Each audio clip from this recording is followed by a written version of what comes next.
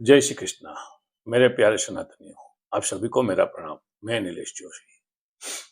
आज मैं आपको हमारे योगी जी प्यारे सबके, हाँ, मुझे लगता है अगर व्यक्तिगत निर्णय लिया जाए तो भारत में शायद ऐसा हो सकता है मोदी जी से भी ज्यादा योगी जी के चाहक निकलेंगे। ऐसा मुझे लगता है, जो तरीके से वो काम कर रहे हैं, जो तरीके से वो यूपी का लॉ एंड ऑर्डर संभाला हुआ है, जो तरीके से उसने कुंभ मेला का आयोजन कर सक्सेसफुली, सफलतापूर्वक यानी किया है, वो सब मैं खुद कुंभ मेला में जाके आ चुका हूँ। 5 दिन रहा हूँ मैं कुंभ मेला में।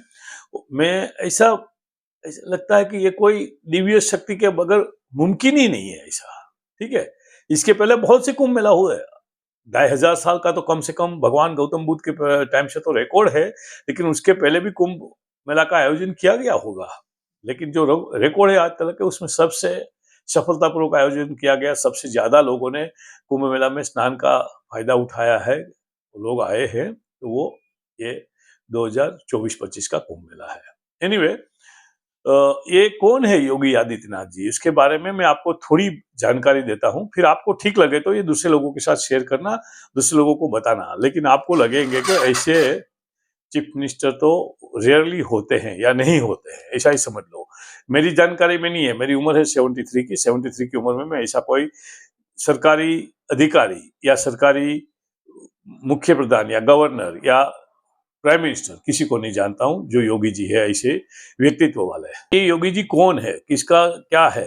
1947 में हम आजाद हुए ऐसे बोला जाता है, लेकिन वो ट्रांसफर ऑफ पावर था। आजादी बाजादी कुछ नहीं थी, हम लोग डोमिनियन स्टेट थे यूनाइटेड किंगडम के। जवाहर ने ऐसा एग्रीमेंट उनके साथ साइन किया था। गुलामी के कालखंडों में झूलते हुए कार्य किए हैं। आज भी संभव है, आज भी संभव है। और याद रखना, सनातन धर्म सुरक्षित है तो हमारे मठ, मंदिर, मत और संप्रदाय भी सुरक्षित हैं। अगर भारत ही सुरक्षित नहीं तो सनातन धर्म भी सुरक्षित नहीं, कोई मत, मजहब, संप्रदाय सुरक्षित नहीं। और इसलिए सबका ध्येय एक ही होना चाहिए, सनातन धर्म के प्रति। उसके लिए हम कार्य करें। और अपील मेरी होगी, सनातन धर्म को किसी संकीर्ण दायरे में कैद मत होने दीजिए। लेकिन जो ये योगी जी उसके बाद बहुत यंग है, 44-45 साल की उम्र है उनकी, तो मैं उनको बारे में थोड़ा बहुत आपको बताता हूँ कि ये योगी जी कौन है। देखो, भगवा तो बहुत लोग पहनते हैं, लेकिन भगवा पहनने वाला हर कोई सन्यासी नहीं होता है, हर कोई साधु नहीं होता है, हर कोई महात्मा नहीं होते हैं। हाँ, हमारे हिंदू धर्म में भगवा को बहुत अच्छा उच्च स्थान दिया गया है। और इसके एक आठ बात आपको कर दूं, माँ सीता का हरण करने के लिए रावण भी भगवा वस्त्र पहन के आया था। इतना भगवा वस्त्र का बहुमान है हमारे समाज में, यानी भगवा वस्त्र पहन के आया तो लोग उसको अच्छी नजर से ही देखेंगे ऐसा। उनका ओरिजिनल नाम योगी जी का अजय मोहन बिष्ट है। ठीक है, जो संन्यास लेने के बाद योगी आदित्यनाथ जी हुए। जन्म स्थान है पंचुर गांव, गढ़वाल, उत्तराखंड। थोड़ा मुझे देखना पड़ता है तो आप मेरी क्षमा करना, ये थोड़ी क्षति में ही दे लेना। गढ़वाल विश्वविद्यालय से सर्वाधिक अंक इतिहास में 100% मार्क्स के साथ उत्तीर्ण हुए। योगी जी गणित के भी अति उच्च कोटि के छात्र है। गणित में भी उसका ज्ञान इतना है कि इवन शंकुतला देवी ने भी मेंशन किया था कि योगी जी का गणित का ज्ञान बहुत अद्भुत है। ऐसे है हमारे योगी जी। भारतीय सेना की सबसे पुरानी रेजिमेंट है, गोरखा रेजिमेंट है, उनके योगी जी कुल गुरु है। और योगी जी के फॉलोवर, चाहक नेपाल में भी अधिकतम है, क्योंकि गुरु गोरखनाथ जी के जो नाथ संप्रदाय है उसके फॉलोवर भी नेपाल में बहुत है। योगी जी मार्शल आर्ट में भी निपुण है, एक साथ 4 लोगों को हरा सकते हैं। उत्तर प्रदेश के जाने माने तैराक भी है योगी जी। बहुत सी बड़ी बड़ी नदियां योगी जी ने तैर के पार की हुई है, पब्लिक रिकॉर्ड में है ये सब।